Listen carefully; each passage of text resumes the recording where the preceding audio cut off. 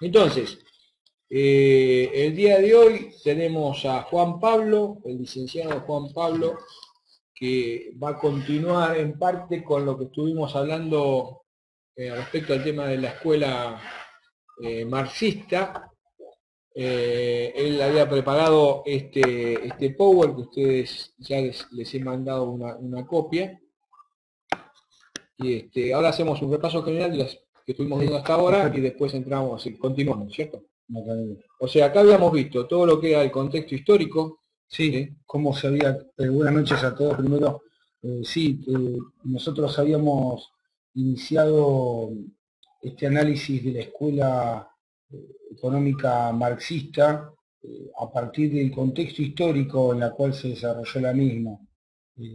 Es muy importante tener en cuenta, digamos, siguiendo la línea de estudio que venimos teniendo sobre la revolución industrial, sobre ese gran proceso de acumulación de capital que surgió en Europa entre los siglos, la primera que fue en el siglo XVII y que continuó con la segunda revolución industrial ya avanzado el siglo XIX, si no me Sí, equivoco. estamos o sea,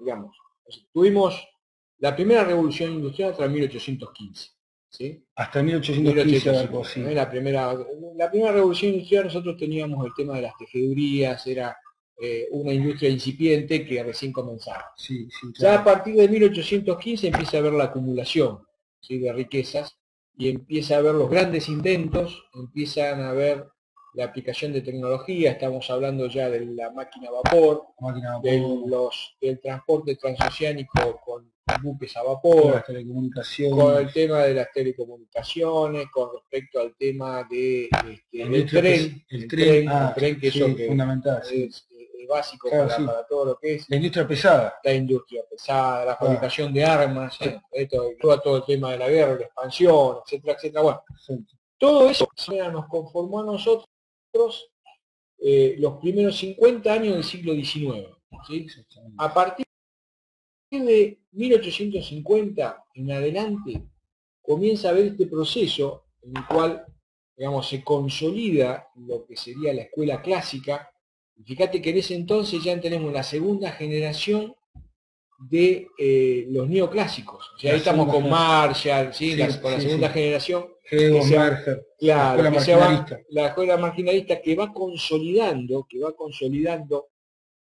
el esquema de las matemáticas, la física, la aplicación de lo que es el darwinismo. Sí, sí, la búsqueda de la cientificidad. Claro, toda la parte científica, etcétera, etcétera, y ahí viene lo que es, bueno, Adam Smith, pero sobre todo David Ricardo, que comienza con la teoría del valor, ¿cierto? O sea, fíjate que acá le estamos dando una serie de insumos a Marx. Marx en ese entonces comienza a ver este contexto histórico que está. O sea, acuérdate que en ese contexto histórico, en esos 50 años, es cuando los escoceses comienzan a expulsarse de sus tierras por un problema de hambre, por un problema de que no había un nivel había un nivel de supervivencia básica, y con lo cual, cuando empieza a explotar de alguna manera la industria en Inglaterra, empieza a recibir el ejército de desocupados que van viniendo desde Escocia hacia Londres.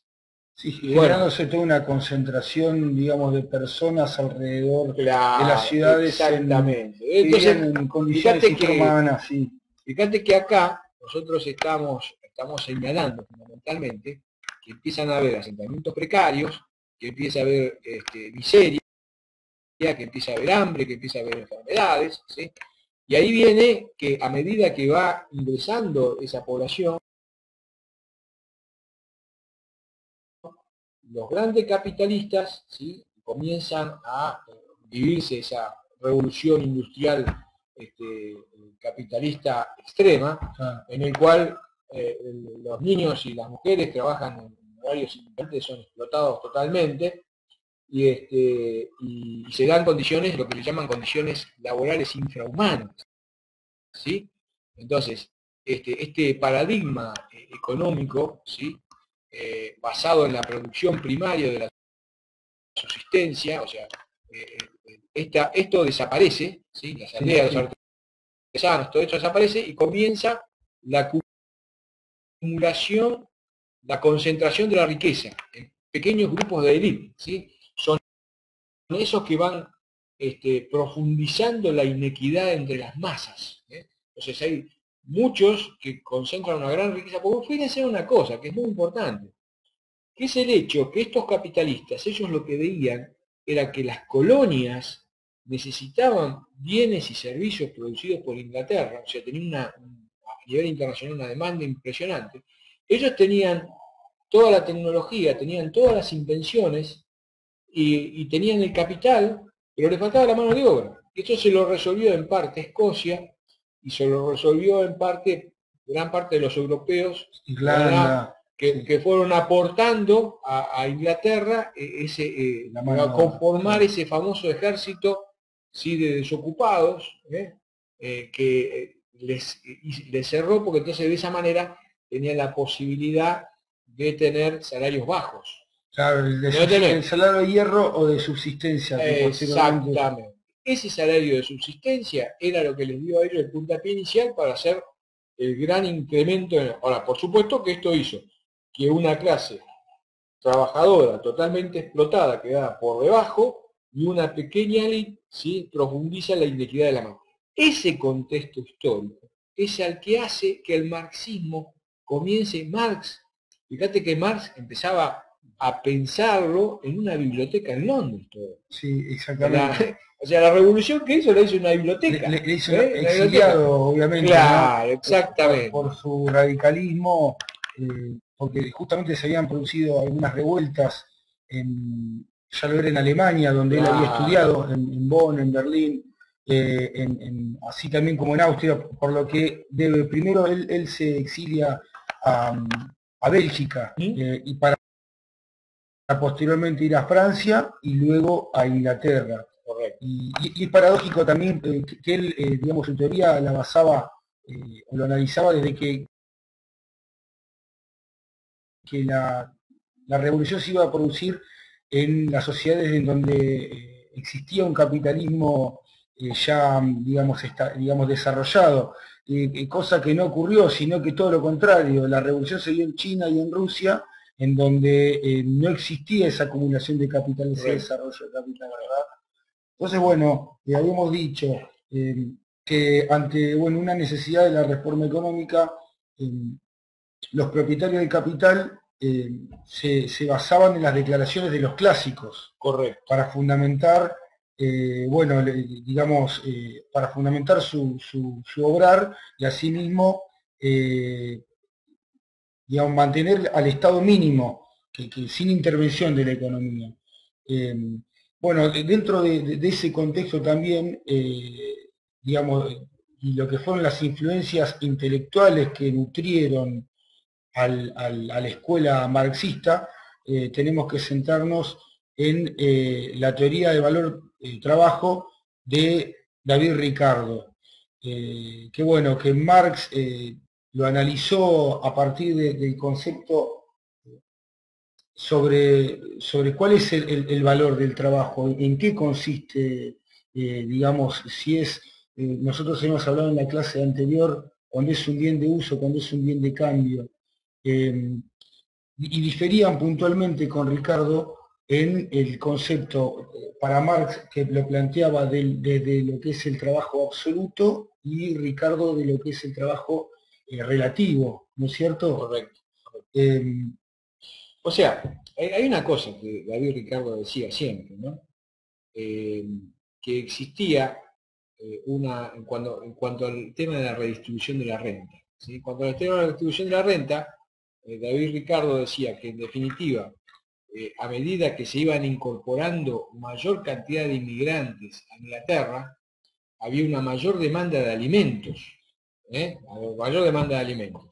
Entonces, al haber mayor demanda de alimentos, había muchos más empresarios que iban y alquilaban campos, rentaban campos, pero evidentemente había que aumentar la frontera de los cultivos, ¿cierto? Ahora, ¿qué pasaba? El rendimiento de los cultivos en las zonas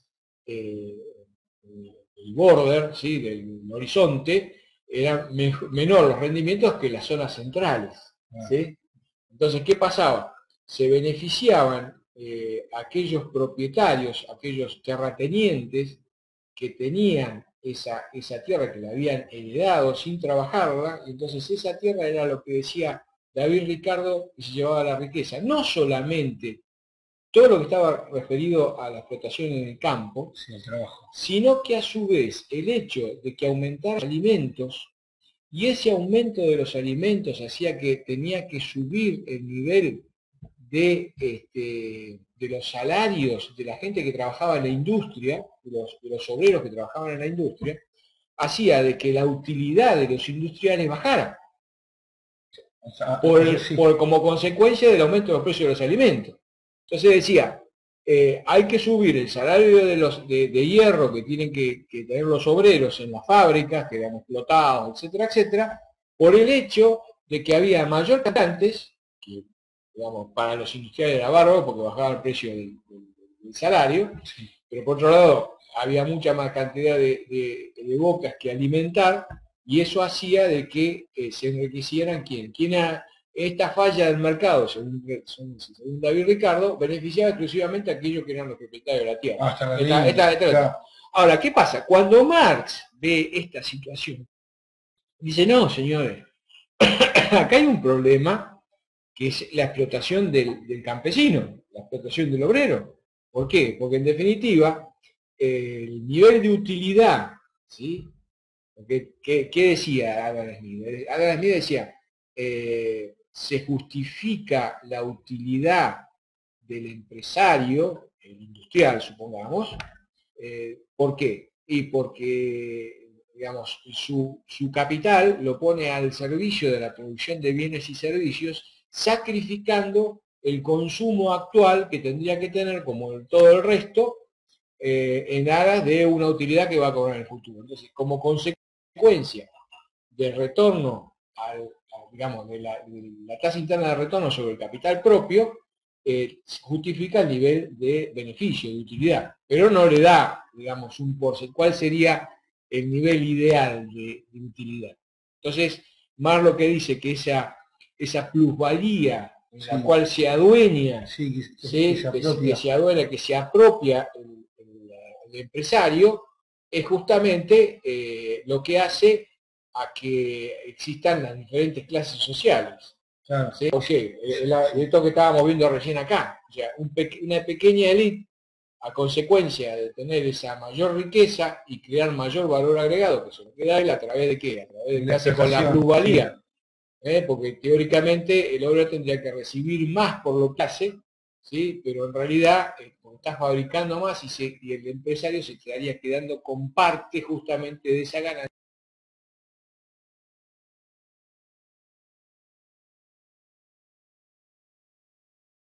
que le pertenecería al obrero. ¿Sí? Sí, bien. ¿Qué tal? Buenas noches, Yolanda, ¿me estás escuchando bien? Me gustaría si me podés dar un ok, si se está escuchando bien. Bueno, suponemos que Yolanda debe estar escuchando. Si no hubiese puesto algo ahí en el chat. Bueno, entonces, continuemos. Sí, entonces, bueno, dijimos también, ¿cuál era el papel del socialismo? Porque nosotros centrémonos en que hablamos del socialismo científico de Marx. Digamos, anterior a Marx, sí, estaba el socialismo utópico de Saint-Simon, de Fourier, de Simondi, pero diferían en Marx en que Marx iba a establecer su revolución a partir de la lucha de clases. Correcto. Que esto no era planteado por el socialismo utópico. Otra de las influencias y notable en todo lo que significó el desarrollo de la escuela marxista tiene que ver con la escuela filosófica alemana, George Hegel y el método dialéctico, cuando plantea las ideas en conflicto, cómo lo traslada o lo transmite Marx a la lucha de clases justamente. Cuando surge una tesis y frente a esta se origina una antítesis, se genera un resultado de esa lucha, digamos, de esa búsqueda de la obtención de una idea concreta. Y lo que él llamaba una nueva síntesis una nueva idea o tesis, influyendo puntualmente en la teoría del materialismo histórico. Otro de los pensadores que también tuvo una profunda influencia en toda la teoría marxista tiene que ver con Charles Darwin, justamente, y que bueno, él a partir y que también Darwin tiene relación con Malthus. Nosotros lo estuvimos viendo a Malthus, y Malthus, que es considerado uno de los primeros demógrafos de los que analiza el crecimiento poblacional, él influyó tanto a Darwin como Malthus y Darwin influyeron a Marx, y en conceptos justamente que tienen que ver con las condiciones favorables que preservan a la especie y las desfavorables que la destruyen. Esa selección natural es la que determinó para Darwin la evolución de las especies, y que Marx vio, digamos, en un paralelismo con su ideario, las bases históricos naturales del concepto científico digamos, del hombre, de lo que él llamaba justamente la base científica natural para la lucha histórica de clases, y fundamentalmente un análisis dinámico. Ese análisis dinámico fue uno de los puntos clave que caracteriza. Él hablaba justamente de un análisis sobre un paradigma estático y sobre un paradigma dinámico, bueno, que lo iba digamos, de alguna forma, como a encuadrar dentro de la escuela marxista. Sí, más que todo, suponete, digamos, todo lo que sea lo dinámico estaba relacionado con la fuerza de trabajo, estaría relacionado con el equipamiento, la tecnología, las líneas de producción. O sea, todo eso hacía que fuese dinámico y que constantemente iba a estar en evolución. Pero después tenías la parte estática, que era lo que de alguna manera sostenía al sistema. Sí. Esa parte estática estaba relacionada principalmente con las leyes, con el derecho a la propiedad, con el conocimiento, con las artes. O sea, toda esa estructura, ¿sí?, era la que le daba el sostén al capitalismo. Es lo que hablábamos anteriormente, y que para la ciencia política es tan importante, que es el statu quo. Claro, el mantenimiento del orden y del imperio de la ley. Exactamente. Sería lo conservador, digamos, de todo eso. Entonces decir, bueno, yo, este es mi esquema, este es mi sistema de vida, es mi statu quo, que yo lo tengo que conservar a través del tiempo, eso no se puede modificar. Sí se modifican digamos, la parte dinámica del sistema, que es la tecnología, la mayor capacitación de la mano de obra, el incremento de la riqueza, el capital, etcétera, etcétera, que eso es totalmente dinámico. Las condiciones de la fuerza de trabajo. Exactamente. Todo eso, ahora, justamente, el toma del darwinismo, o sea, que se inspira a su vez en conceptos malthusianos, ¿sí?, hace el análisis histórico natural. Entonces dice, bueno, acá hay una lucha de clases que se va a dar como consecuencia de esta situación. ¿Cuál es esta situación? La situación es que a través de este escenario de miseria, ¿sí?, de explotación que vive la población, sobre todo la población que, digamos, está aplastada por ese salario de hierro, va a llegar un momento determinado que digamos, va a irrumpir, ¿sí? Y entonces va a plantear esa lucha de clases y la toma del poder en forma violenta, ¿sí? Entonces, eso se va a dar a través de este sistema que habla él, de que, bueno, que hay una tesis y una antítesis y después una síntesis, ¿sí? Esto va a dar justamente las distintas etapas para solucionar el tema, partiendo de la base de que él dice que el capitalismo es algo transitorio, de la misma forma que lo fue el feudalismo. Fue feudalismo, o sea, que, digamos, esta sucesión de mercantilismo, fisiócratas, clásicos, capitalismo salvaje, etcétera, etcétera, es una sucesión que en definitiva va a terminar en algo totalmente estable que sería el capitalismo, que a su vez el capitalismo, después vamos a ver adelante, pero el Sí, primitivo, sí, sí. ¿no? Y posee sus contradicciones también Sus propias contradicciones para Marx. poder hacer. Sí, sí, ¿Está? está Bueno, perfecto. entonces hasta acá estaríamos. Hasta acá estaríamos y veríamos ahora justamente solamente el concepto que tiene en cuanto a la filosofía germánica sobre la religión. La Y religión, que también tiene que ver exactamente. con lo que nosotros hablamos del status quo, ¿no es Correcto. cierto? Bueno, y hablando de Ludwig Feuerbach, él tomaba, bueno, tenía justamente un desarrollo de una teoría sobre el cual el hombre, en su búsqueda digamos, existencial, religiosa, Correcto. tomaba imágenes eh, ideales y las trasladaba al campo terrenal. Es por eso que, bueno, de alguna manera Marx fusiona los conceptos de Hegel y de Feuerbach, estableciendo justamente a la religión como el suspiro de la criatura oprimida. Y ahí su famosa frase, que está destacada en el manifiesto comunista, que dice que la religión es el opio del pueblo, ¿no? Y que tiene que ver justamente con esta idea de lo estático, ¿no? Correcto. Con esta idea del status quo, del orden, del imperio de la ley. Por lo que, bueno, a partir de estas influencias intelectuales son las que generaron la teoría de la escuela económica marxista. Correcto. Bien. O sea que acá llegamos justamente al desarrollo ya de la misma teoría, ¿no es Sí, cierto? de la teoría, y nosotros, bueno, en base a lo que usted comentaba, profesor, que tiene que ver cómo fue el desarrollo cómo se fue desarrollando dentro de lo que él llamó el historicismo. Correcto. Esa evolución social que tiene el comunismo, La ¿no es cierto? evolución social, que él habla de un comunismo primitivo, Primitivo. donde no existen las clases antagónicas. Esto es interesante también cuando nosotros hablamos del contrato social, porque esto se relaciona también Correcto. con el hombre en estado natural, sería para Correcto. los contractualistas. Pero bueno, en este caso él habla de la no existencia de las clases antagónicas, en donde la tierra constituye un capital común. Y bueno, justamente es la producción primaria, ¿no?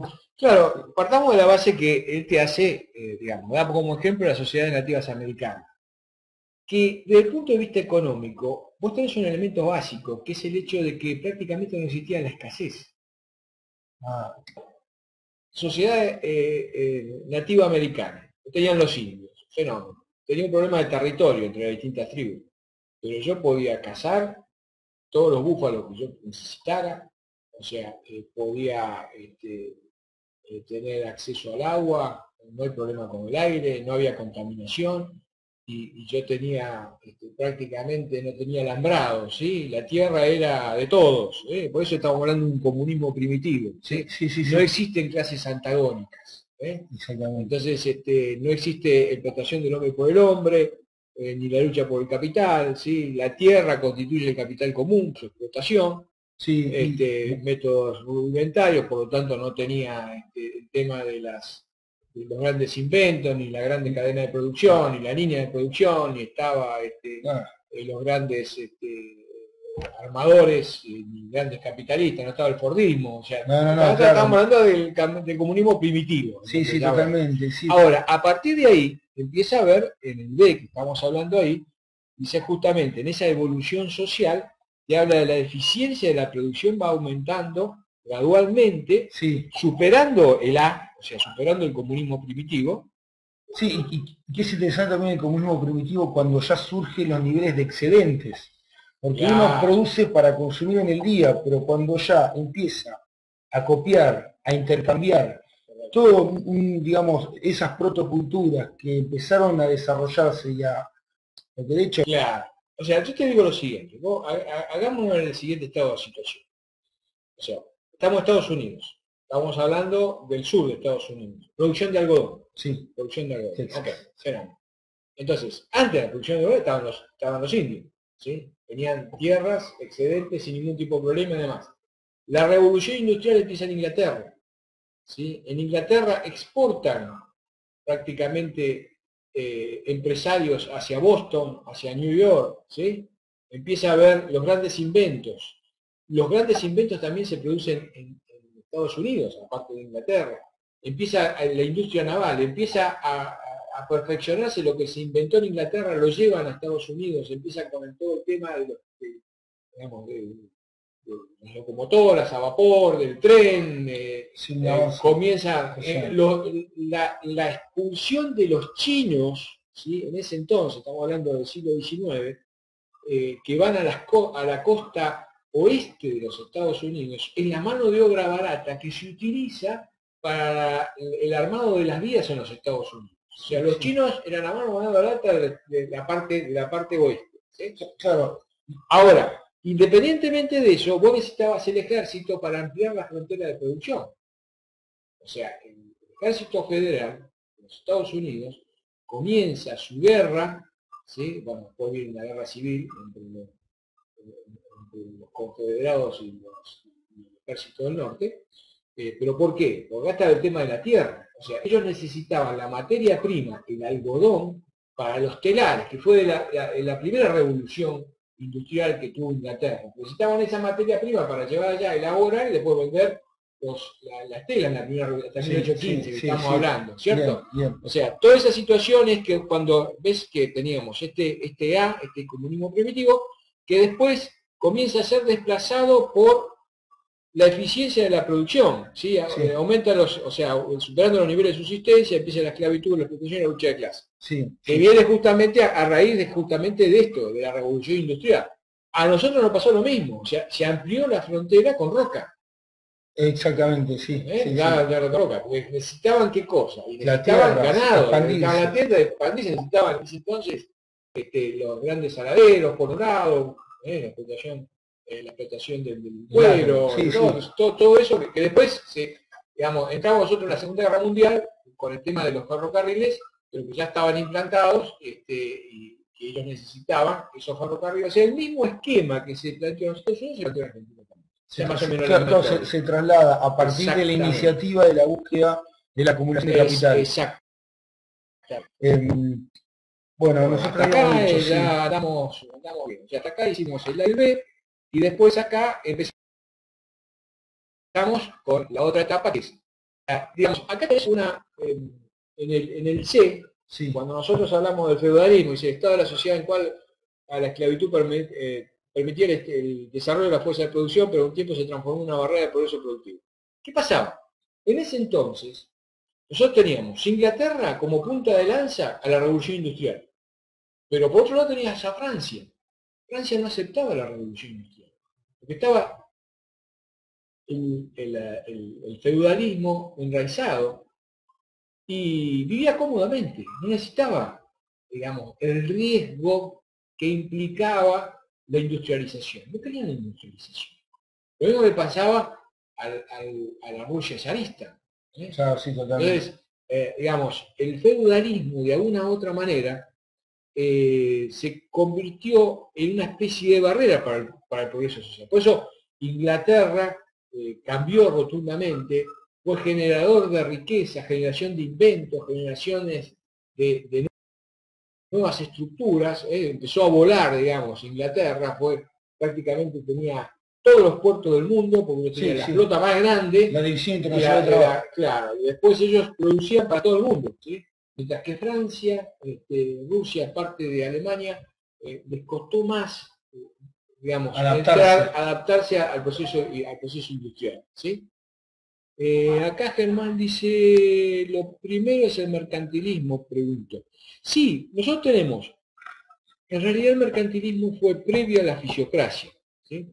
El mercantilismo era de alguna u otra manera que, a diferencia de lo que estamos hablando de la segunda revolución industrial, el progreso, la riqueza se generaba a través de la acumulación de oro. Ese era el tema principal. Por eso necesitaban un Estado cerrado que proteja a la industria nacional, ¿sí?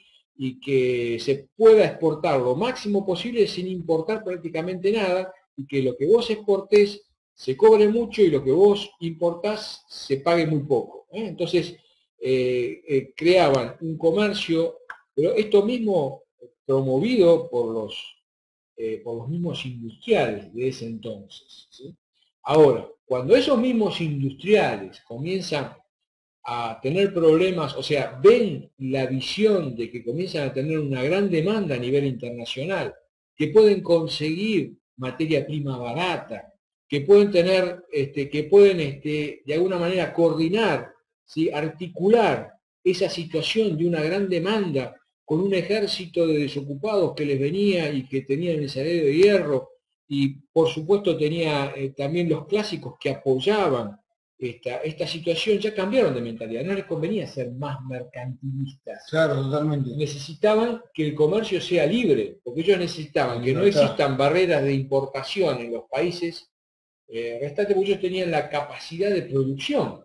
Entonces si yo tengo la capacidad de producción, yo tengo la tecnología, tengo la mano de obra barata, necesito materia prima barata, ¿para qué voy a necesitar mercantilismo? No necesito. Claro, no, hay que superar el proteccionismo. Claro, Adam Smith dice eso, o sea, dice, estoy totalmente en desacuerdo con los mercantilistas. Sí, ya habían superado la etapa de los fisiócratas. Claro, estamos en la primera revolución industrial. Claro. El fisiócrata era cuando prácticamente todo era tierra, ¿no es cierto? La producción era primaria. Ahora, cuando yo entro dentro de un proceso de producción, ya no me conviene más el ser mercantilista, me conviene ser tener libertad. ¿Por qué libertad? Pues yo tengo la riqueza, tengo la mano de obra barata, tengo los mercados, entonces el Estado quiero que sea lo más chiquito posible, cuestión de que me deje trabajar sin ningún problema, porque en el mercantilismo el que manejaba todo era el Estado, y eran los burócratas que se habían quedado con el Estado. Ese era el tema. Claro, sí.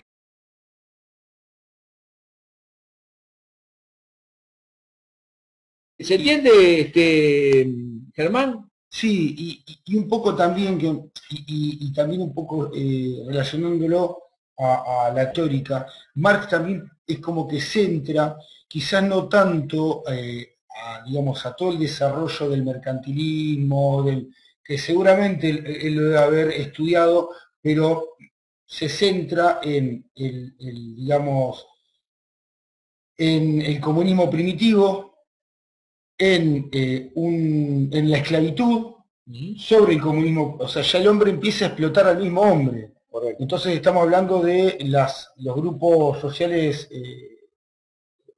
ya que surgen en Roma, en Grecia, los egipcios, que es la explotación del hombre por el hombre. Y bueno, ahí sí, posteriormente ya centra su teoría en el feudalismo y la traba digamos, de los señores feudales que implicó la necesidad de la producción en masa, del crecimiento y el advenimiento del capitalismo. Acordémonos también, inclusive lo vimos en Economía Política 2, cómo se llegó al taylorismo. O sea, nosotros teníamos todo un proceso de artesanos, que eran los gremios, que se quedaban en definitiva, ¿qué tenían? Tenían la riqueza del conocimiento. Entonces los gremios trababan el desarrollo capitalista de la revolución industrial. ¿Por qué? Porque los empresarios de ese entonces necesitaban economía de escala, que es lo que decía Adam Smith. Decían, muchachos, hagan economía de escala. Entonces, pero yo para tener esa economía de escala necesitaba el conocimiento y necesitaba la mano de obra. ¿Quién me impedía el crecimiento? Claro, yo tenía la demanda, tenía la materia prima barata, tenía la gente barata, y tenía el conocimiento, estaba concentrado en los gremios. Entonces mi enemigo eran los gremios, para lo cual tuve que de alguna u otra manera convencer a determinados traidores a los gremios para yo incorporarlos y empezar con el trabajo de destajo, ¿te acuerdas? Sí, con el trabajo y con el análisis científico. Exactamente, el análisis científico que fue la incorporación del cronómetro dentro de la el cronómetro. Cuando vos ves que empieza la revolución taylorista, donde comienza la producción en masa, entonces ahí entramos dentro de lo que es la segunda revolución industrial, la parte más caliente de la revolución industrial, ¿sí? Y ahí entramos ya en el siglo XX. ¿Sí? Ya entramos en el siglo XX con el Fordismo. El Fordismo, todo esto está todo íntimamente relacionado. Bien, entonces, ya hablamos, Smith creía que la riqueza de las naciones Y no, exactamente. En realidad creía en la riqueza de las naciones y que los empresarios tenían que trabajar bajo el esquema de la competencia perfecta. Estamos de acuerdo ahí, ¿no, Germán? O sea, se basaba todo, o sea, todo lo que fue los clásicos y los neoclásicos, todo el sistema, la filosofía, se basaba en que había muchos empresarios, ¿sí? Mucha oferta distribuida y muchos consumidores distribuidos, que ninguno tenía una influencia directa para que el mercado tuviese una falla. ¿Tá? O sea, tanto Adam Smith como David Ricardo, como el resto de los neoclásicos, no estaban de acuerdo en absoluto ni con los oligopolios ni con los monopolios. O sea, esa falla era lo que de alguna manera hacía caer justamente a todo el sistema. Bueno, ahí ya estamos hablando con Porter, ya estamos hablando ya dentro del siglo XX, en el hecho de que en realidad las empresas son las que justamente generan la riqueza y no los estados. ¿Sí? Sí, estamos de acuerdo, no la nación. Exactamente. Bueno, entonces, prosiguiendo con Marx, nosotros decíamos, o sea, fundamentalmente el capitalismo era definido por Marx como las técnicas de producción que se concentran y se centralizan, constituyendo la propiedad privada como una barrera para el progreso. Justamente porque el comunismo, que es el estadio máximo en donde se eliminan las clases sociales para Marx, tiende a la desaparición de la propiedad privada, ¿no? Bueno, justamente debido a las inconsistencias, a las incongruencias del capitalismo, Marx plantea que la revolución es inevitable, que la revolución del proletariado resulta inevitable. Entonces, si hacemos un repaso de lo que sería el proceso del Estado socialista, ¿cuál sería tu resumen entonces, sí, Juan Pablo? Justamente el resumen en cuanto al Estado socialista establecería en sus bases que la propiedad privada de los bienes pertenecen exclusivamente al consumidor. El capital y la tierra son propiedad del gobierno central, las autoridades locales o las cooperativas son promovidas y reguladas por el Estado, la producción y el índice de inversión son planificadas, una economía planificada, como hablábamos anteriormente, lo que sucede en China, ¿correcto? Y la utilidad del libre mercado son eliminados. Estas características se agudizan y con el objetivo también de eliminar al Estado, ¿no? Porque, o sea, esto es justamente es un concepto y una abstracción a la que tiende el socialismo de obtener ese comunismo que elimine, a partir de la lucha de clases, de la revolución, elimine las diferencias, o sea, las diferencias existentes entre las clases sociales. La no existencia del dinero, la eliminación del dinero, y considerando también, hay un concepto que nosotros aprendemos, es el primer concepto que tenemos que absorber, que en la economía los bienes son escasos, los recursos son escasos. Bueno, para el socialismo los recursos son infinitos. O sea, es justamente con esa definición que usted dio del comunismo primitivo en la que se asemeja, en la que se debe abastecer al proletariado a partir de una economía planificada por parte del gobierno central. Entonces, en principio, o sea, nosotros tenemos que hacernos la idea, siempre volvemos a lo mismo, o sea, lo importante es el contexto en que se dan las circunstancias, no es lo mismo la revolución de 1917, en el contexto que se dio, y todo lo que vino después, con Stalin, Lenin, etcétera, y lo que sucedió hasta 1989, con la caída del muro de Berlín, con lo que está sucediendo el día de hoy en China. Son mundos totalmente. No obstante eso, nosotros tenemos que hacernos la idea global que de los 7.000 millones de personas que habitamos este pequeño mundo, este pequeño satélite, en definitiva, del universo que está dando vuelta, casi 2.000 millones son comunistas, son estados comunistas. Si yo tomo los 1.400 de China, más lo de Rusia, más todos los países relacionados, estamos que 2.000 millones de personas están dentro de un estado comunista.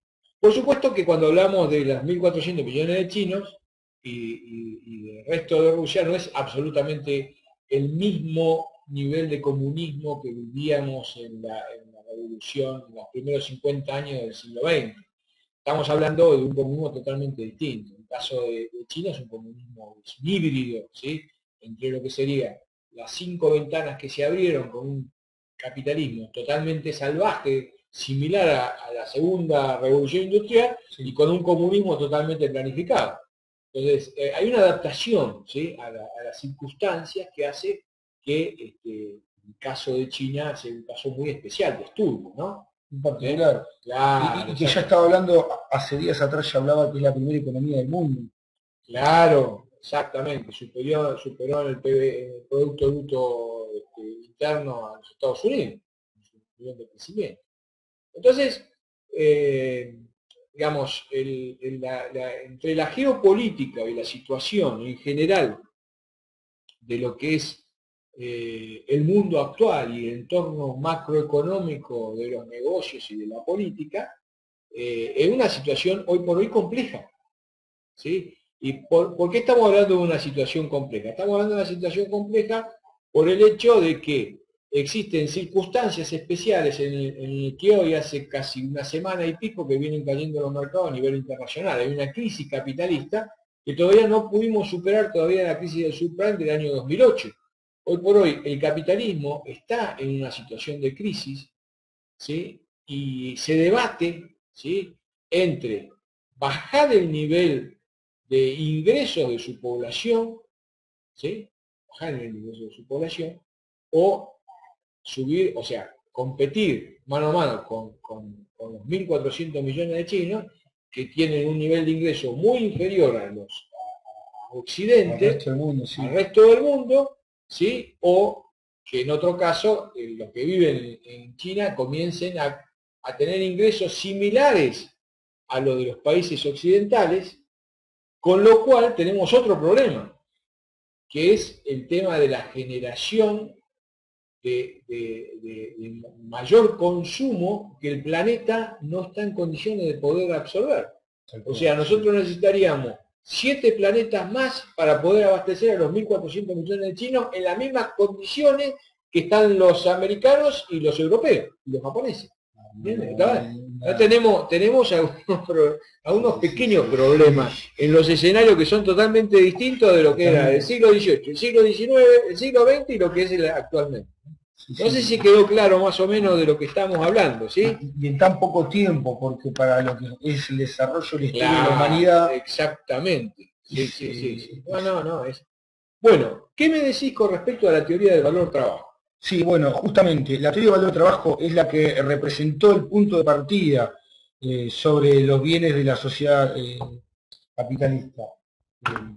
Nosotros habíamos planteado justamente... O sea, yo me acuerdo que contra David Ricardo, cuando nosotros hablábamos de la teoría del valor, decíamos que para David Ricardo el valor estaba representado por el trabajo incorporado, la cantidad de horas de trabajo incorporados en cada uno de los bienes, el proceso de transformación. Sí. ¿Qué sucedía con el punto de vista de Marx? ¿Qué decía Marx? Él decía que bueno, justamente, él partía del análisis del bien y decía que el bien es algo producido para obtener una utilidad o satisfacer los deseos humanos. ¿Está bien? Si satisface los deseos es un bien de subsistencia o puede ser un bien de producción, ¿no?, que para el capitalista sería un bien de producción, y es justamente la fuerza de trabajo en qué se transforman, ¿no es cierto? Por eso justamente los valores de uso para Marx constituyen la esencia de toda riqueza. Él no tenía en cuenta el valor cuantitativo de los bienes de uso. Él tenía en cuenta justamente o sea, él iba a la pregunta de qué es lo que determina el valor de un bien. Y justamente, profesor, usted habló de Ricardo. Claro, exactamente. Ricardo, para Ricardo tenía que ver con la cantidad de trabajo. Los valores relativos, o sea, la cantidad Sí, de tiempo proporcional que yo necesito para que esté incluido dentro de cada uno de los bienes. ¿Sí? dentro de todos los bienes. Ahora, para Marx estábamos hablando del valor absoluto de los bienes. El valor absoluto, o O sea, sea, yo digo, bueno, para producir un bien, ¿sí? Yo necesito quizás 2 horas, pero trabajo 8 horas. ¿Sí? O sea, 2 horas y trabajo 8 horas. Entonces, ¿qué pasa? El obrero trabaja a las 8 horas, ¿sí? Pero produce 4 veces más. ¿Sí? claro, Entonces, ¿qué pasa? En vez de tener el pago él por las 8 horas correspondientes, él trabaja 8 horas y le pago 2. Las otras 6 horas me estoy quedando yo como se las empresario. expropia, y es la llamada plusvalía, sí, Exactamente. Esa es la o diferencia. Por eso plusvalor. está hablando, en el caso de Marx, habla del valor absoluto de los bienes. En el caso de Ricardo, creía que eran todos los precios, era todo el valor relativo de los bienes, que es otra cosa totalmente distinta. ¿Cierto? O sea, en definitiva es el famoso salario de hierro que está poniendo. Sí, sí, Ahora, ¿cómo justifica la diferencia de David Ricardo? La justifica a través de que esa utilidad es la tasa interna de retorno sobre el capital invertido. ¿Ya? Entonces sí, digo, sí. bueno, hay un derecho de propiedad. Ese, ¿te acuerdas el estático ese que estábamos hablando? ¿Eh? La justificación filosófica estática. Pero bueno, yo tengo el derecho de propiedad. ¿Eh? Tengo un sistema que tengo que Sí, defender, sí, sí, sí, que sí. es el sistema de libertad, ¿cierto? No intervención del Estado, etcétera, etcétera. Estado mínimo. Sí. Exactamente. Entonces, en base a eso, yo ese statu quo que tengo que mantener me justifica que el hecho de que no consuma hoy por invertir en una fábrica, tengo que tener un retorno, ¿sí? En forma relativa, no en forma absoluta, ¿sí? Sobre el capital invertido. Que el valor lo fijo yo. Y Y el tiene que valor, ver, y el, sí, y el valor del salario de hierro también lo fijo yo. y que tiene que ver justamente con la plusvalía. Exactamente. Porque yo Y me estoy apropiando de las 8 horas que trabajó y que, digamos, el obrero, y yo le pago de esas 8 horas 2, porque digamos se las sí, sí, prorrateo, me estoy quedando con las otras 6 de diferencia. con Y nosotros esa es sí. la plusvalía que yo estoy quedando, que es lo que dice Marx, que no dice Ricardo. O sea, Sí, sí, se sí. basa en Ricardo justamente del valor de uso. Pero Ricardo lo explica y le da la justificación de ese nivel de apropiación, Claro. pero no habla de plusvalía. No, y está muy bien Entonces, ese punto de vista que tiene con lo estático también, de justificar exacta, yo la justifico, necesidad de exactamente, subsistencia del capital para claro. que Por eso vuelva digo, no la tasa de existe, retorno. entonces dice, Marx dice, no existe, yo no necesito el capital, yo necesito el mercado, necesito el mercado, yo tengo la planificación. No sé si se entendió, el concepto este es fundamental para que podamos tenerlo bien en cuenta, que es el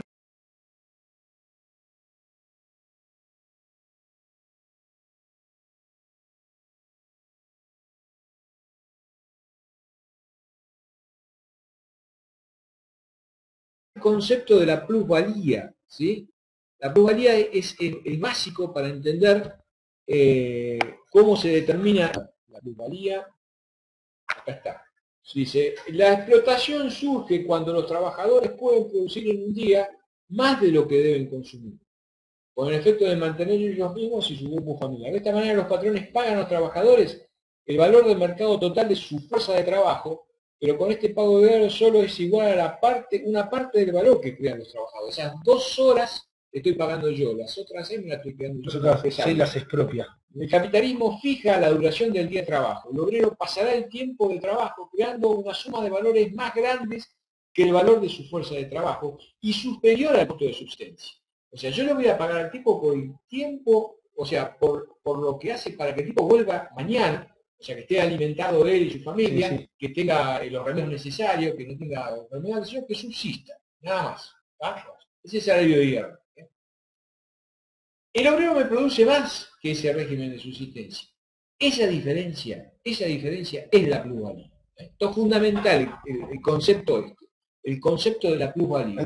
Yo me estoy apropiando de ese mayor valor que produce el obrero. Este es el Sí, concepto sí, básico. y que tiene que ver justamente cuando el patrón también determina ese salario de subsistencia. Se adueña de, digamos, de esa decisión, a partir de ahí se expropia, porque ahí se habla justamente en el problema de la transformación. En el caso de que el obrero no trabaje, digamos, para superar, digamos, el valor de subsistencia, ¿qué ocurre? La empresa desaparece, el capitalismo tiende digamos, a disolverse. Entonces, por eso justamente el patrón podía establecer cuál era la necesidad de su utilidad, si iban a ser 8, 10, 12 horas. Entonces, a partir de la plusvalía, Marx desarrolla su teoría de la explotación. Correcto. Después, digamos, hay un proceso de transformación, que es el hecho que las empresas en algún momento determinado van a tener que igualar la tasa de ganancias y van a tender hacia la baja porque vas a tener que enfrentarte a otras industrias. Entonces tenés una tasa de ganancias hacia la baja, por el mismo mercado. O sea, a mayor producción, a mayor escala económica, llega un momento determinado que tenés un cuello de botella, que vos empezás a producir más de lo que se demanda, y por lo tanto vas a tener un proceso de baja en la tasa de ganancias, que es el otro proceso que a raíz de ahí vienen las crisis económicas. Sí, y está muy claro cómo lo desarrolla Marx, porque si bien Malthus ya lo había planteado, o sea, ¿qué hacer con el excedente? Correcto. Con lo que no era demandado. Bueno, Marx ya lo desarrolla teóricamente a ese concepto y habla justamente de que esto, ¿qué es lo que generaría? Un engrosamiento, o sea, fundamentalmente,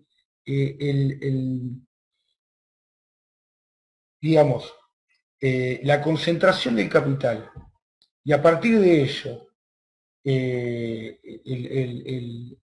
el acopio continuo de esa producción que no es demandada, ¿qué generaría? Desempleo. Correcto. ¿Está bien? Y ese desempleo, ¿a qué llevaría? A engrosar las filas del ejército, el ejército de desocupados. Esto generaría una solidaridad entre esa masa oprimida que queda fuera del sistema capitalista y lo que generaría una revolución. Correcto. O sea, esa es la, esta es la base. La base del criterio de Marx. Claro, dice, bueno, en el largo plazo, vamos a tener un corto y largo plazo. En el largo plazo, ¿qué va a haber? Una acumulación del capital. Y esa acumulación de capital me va a dar mayor producción, mayor innovación, mayor mecanización de todo el proceso productivo, ¿sí? Y entonces a partir de ahí llega un momento determinado en los cuales comienzo a tener una tasa descendiente de la ganancia. Comienza a disminuir ese tema. Entonces, a partir de ahí es cuando comienzan a ver el aumento de los stocks, ¿sí? Y la desafectación de los factores de producción. Sí, eso ya lo hablamos. Y como hablamos hace un instante, está el caso justamente de la crisis del 30, claro. La crisis del 29, de la caída de la bolsa de Wall Street, y que fundamentalmente se debió a una sobreproducción. ¿No es así? Exactamente. Bueno, acá está un poco lo que vos me decís, ¿no es cierto? Sí. Despidiendo cada vez a más trabajadores, engrosando la fila del ejército de reserva y desempleados, y ahí viene la crisis, desemboca en la crisis del año 30. ¿Sí? La crisis del año 30. O sea, como no había, claro, no tenía una superproducción a consecuencia de las grandes innovaciones tecnológicas, a consecuencia de la línea de producción, Fordismo, acordate que la línea de producción fue lo que le dio la estandarización de los procesos productivos. Entonces yo necesitaba constantemente mayor demanda, ¿sí? Pero ¿qué sucede? Llega un momento determinado que vos tenés un cuello de botella que si vos querés el salario de hierro por un lado y por otro lado una mayor demanda, tenés una contradicción. Porque al que te tiene que consumir, ¿te acordás de los $5? Sí, Ford? Bueno, sí. Él la tenía clara, decía, tengo que darle más, porque si no me va a consumir. Como hablaba, tenía que eso está en una pregunta de un examen, que habla sobre el capital, cuando él habla de a ese capital, o sea, es como decir, el trabajador cobra su sueldo, va a la misma empresa Ford a comprar los alimentos, claro. Y, o sea que, digamos, es como una vuelta del... Sí, vos tenés un círculo de riqueza que se va autogenerando y la misma empresa lo va capitalizando, ¿no es cierto? Pero el tema principal pasa por el hecho de que vos vas a tener un cuello de botella, si querés conservar, apropiarte de la plusvalía en forma constante y a su vez querer vender mayor cantidad de productos. Porque al que te va a comprar le pagas con un salario de hierro. ¿Te acuerdas de la economía simple que veíamos en economía 1, que tenía la familia de las empresas? Claro. Entonces yo digo, bueno, si yo a los factores de producción le pago poco y le quiero vender mucho, el círculo del valor agregado es lo mismo. Colapsa, sí, sí, sí. La tipo de identificación entre ingreso, producción y consumo. Entonces, si yo le pago poco, bueno, va a poder consumir poco. Y ahí viene el tema de la crisis. Si yo me puedo apropiar de la plusvalía, puedo tener una mayor acumulación de riqueza. Pero llega un punto determinado de que por más que yo quiera vender, no puedo vender. No puedo vender porque no hay poder adquisitivo del otro lado. Ahí está. Y por eso Ford plantea que cada operario debe poder ganar un salario como para comprar un auto. Exactamente. O sea que tiene que traspasar el salario de subsistencia. Porque si no, el capitalismo no sirve. No da la vuelta. Esta es la esencia de la historia, ¿no? Bien, perfecto. No sé si hay alguna pregunta por ahí, Yolanda. ¿Estamos bien? Le damos unos minutos más y así redondeamos el esquema para poder seguir con Keynes en la próxima clase. Nos aguantan un cachito más y le damos con los cuadros. ¿Está bien? Bueno, ok, vale. Bueno, entonces, el tema acá, lo que planteó Juan Pablo es, digamos, la diferenciación entre lo que es el desarrollo de la teoría de Adam Smith contra la ley del movimiento del capitalismo de Karl Marx, ¿sí? O sea, fíjense, ¿cuál era, digamos, el desarrollo de Adam Smith con respecto al tema de la economía? Bueno, Adam Smith partía de la base de que, ¿se acuerdan cuando hablábamos nosotros de la famosa fábrica de alfileres? Sí, Adam Smith fue a visitarla y le dijo, ustedes artesanos, están fabricando cada uno todos los alfileres, lo que tienen que hacer es distribuir el trabajo. La especialización. Claro, entonces ustedes tienen que hacer, uno tiene que agarrar alambre, el otro lo tiene que pegar, tiene que hacer la cabecita y sacar la punta y otro meterlo dentro de una cajita. Bueno, esto tan simple que estamos hablando de la división de trabajo. Entonces los tipos vieron que de fabricar, qué sé yo, 100 cajas pasaban a fabricar 600 cajas. ¿Sí? Entonces, eso hizo a la acumulación de capital. O sea, la división del trabajo, que fue un poco la base de la historia, hizo la acumulación del capital. Por supuesto que esta acumulación de capital hizo de que los artesanos comenzaran a tener un incremento de salario. Tenían salarios más altos. ¿Y esto qué hacía? De alguna u otra manera, los incentivaba a incrementar la producción.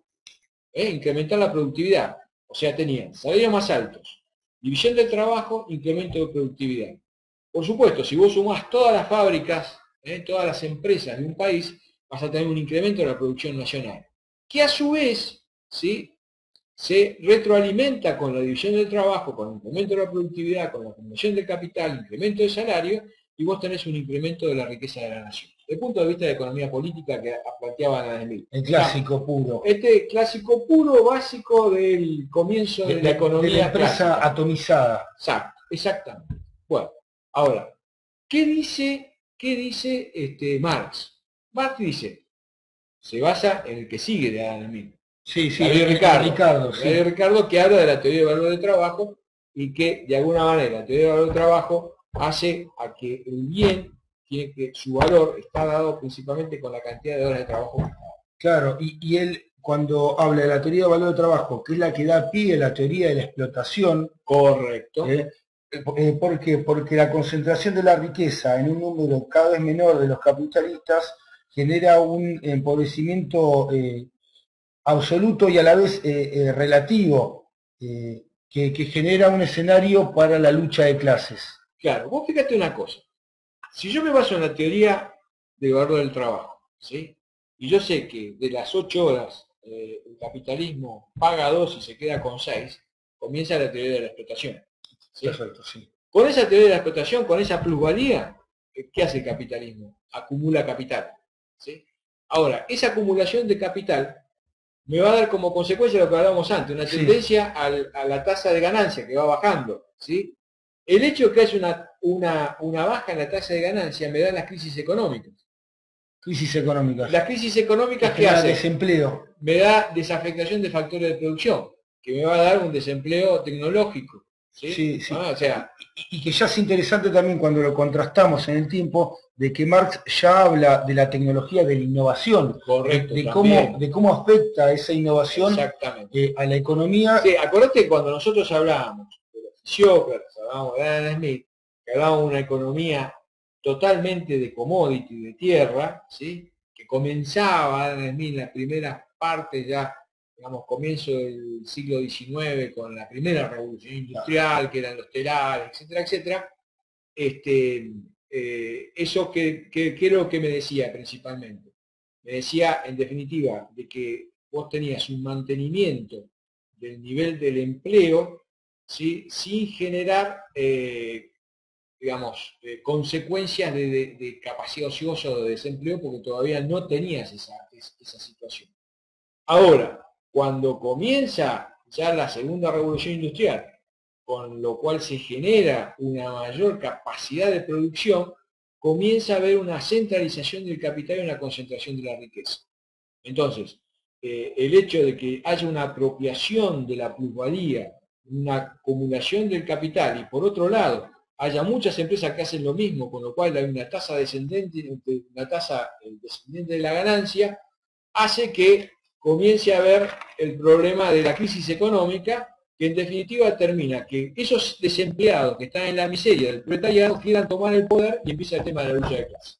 Esa es la diferenciación fundamental entre el esquema que planteaba Marx contra el esquema que planteaba Adam Smith. Por supuesto que son escenarios totalmente distintos. Totalmente distinto. Adam Smith estábamos hablando de un escenario en el cual estábamos hablando de la fisiocracia que estaba pasando en la primera revolución industrial, y Marx, que ya estábamos en plena revolución industrial, ¿sí? con el salvajismo del capitalismo extremo, y que planteaba de que ese escenario era un escenario que iba a pasar y que era lo que había pasado con el feudalismo y iba a pasar con el capitalismo. Claro, que iba a desaparecer a partir de sus contradicciones. Exactamente. Esa era más o menos la historia, ¿no es cierto? Y entonces, y para finalizar, ¿cuáles fueron las contribuciones de Marx? Bueno, él estableció, fue la búsqueda de establecer una teoría adecuada del valor de la economía y bueno, como decíamos, de centrar en el problema del valor del trabajo y que fue como punto de partida para comprender los valores de intercambio. También, bueno, otro de uno de los que se puede considerar como sus logros fue la observación de los ciclos económicos, que al día de hoy, digamos, los economistas los continúan analizando, ¿no? Que son esos cambios que son abruptos. Claro, ahora decíamos, tenemos el periodo de crecimiento, llegamos hasta culminar la punta de la montaña, después tenemos la baja y tenemos el valle. Sí. Esos son los famosos ciclos económicos que están relacionados con la frontera de posibilidad de producción, con el corrimiento de la inversión, todos esos temas que ya hablamos. Pero ¿qué pasa? Hoy nos parecen conocidos. En ese entonces, el que lo planteó fue Marx. El que lo planteó fue Marx. A través de, él hablaba de los ciclos económicos y que estaban relacionados fundamentalmente con los sistemas.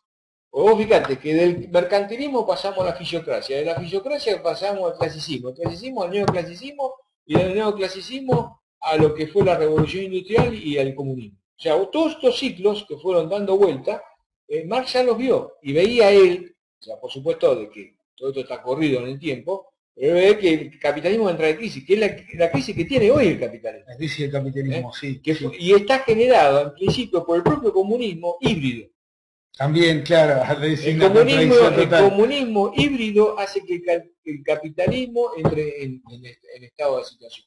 Porque fíjate lo que pasa en la Francia de hoy. En la Francia de hoy, los empleados públicos no quieren bajar los sueldos. O sea, están en total ajuste, tienen que, digamos, como no hay un proceso como en Estados Unidos de emisión de dinero, los euros lo tienen prácticamente cercado, sí. Entonces hay que bajar los costos. Y hay que bajar los costos a niveles de los chinos. Pero bajar los costos a niveles de chinos quiere decir que tiene que bajar el salario de todos los habitantes de Francia. ¿Cómo hace?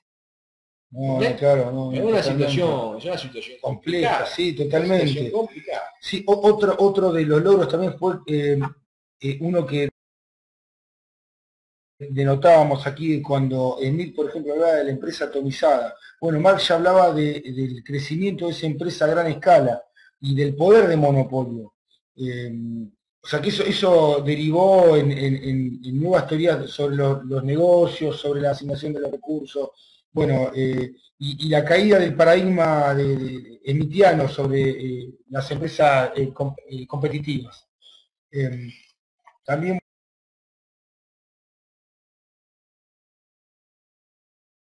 bueno, el efecto sustitución que aplicaba sobre el capital que bajo.